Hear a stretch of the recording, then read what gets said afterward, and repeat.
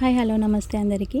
Welcome to Geeta food court. ఈరోజైతే chicken curry ready చేసుకున్నాను. కుక్కర్లోకి 1 కేజీ చికెన్ తీసుకున్నాను. శుభ్రంగా క్లీన్ చేసేసుకున్నాను.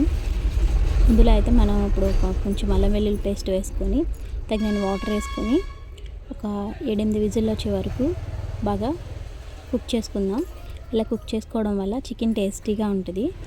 అల్లం వెల్లుల్లి పేస్ట్ అది పెట్టి బాగా టేస్టీగా అవుతుంది. అది మెత్తగా చికెన్ ఉడుకుతుంది అన్నమాట. దానికోసమని మనం కుక్కర్ పెట్టేసుకొని విజిల్ వేపించుకుందాం.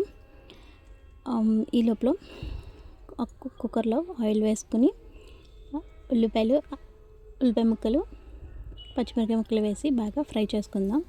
ఇవి బాగా ఎర్రగా ఎగే వరకు బాగా ఫ్రై చేద్దాం.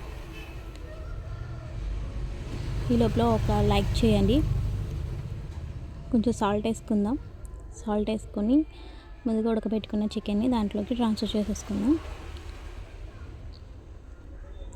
ఇప్పుడు దానిలో కొంచెం పసుపు వేసుకొని బాగా కలుపుకుందాం. ఛానల్ సబ్స్క్రైబ్ చేసుకోండి. ఇలాంటి రెసిపీస్ మళ్ళీ ఇంకా కొంచెం మేము ఎక్కువగా పోస్ట్ చేయడానికి అవకాశం ఉంటుంది.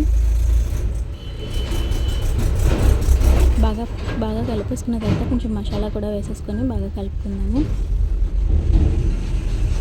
మసాలా కొంచెం వేగిన తర్వాత కారం కూడా వేసుకుందాం. కారం కూడా పచ్చివాసన పోయే వరకు కొంచెం వేపుకుందాం. వేపేసుకున్న తర్వాత చూడండి, ఇలా బాగా వేగిపోయిన తర్వాత కొంచెం వాటర్ వేసి కొంచెం ఒక 5 నిమిషాల నుంచి 7 నిమిషాల వరకు బాగా ఉడికించుకుందాం.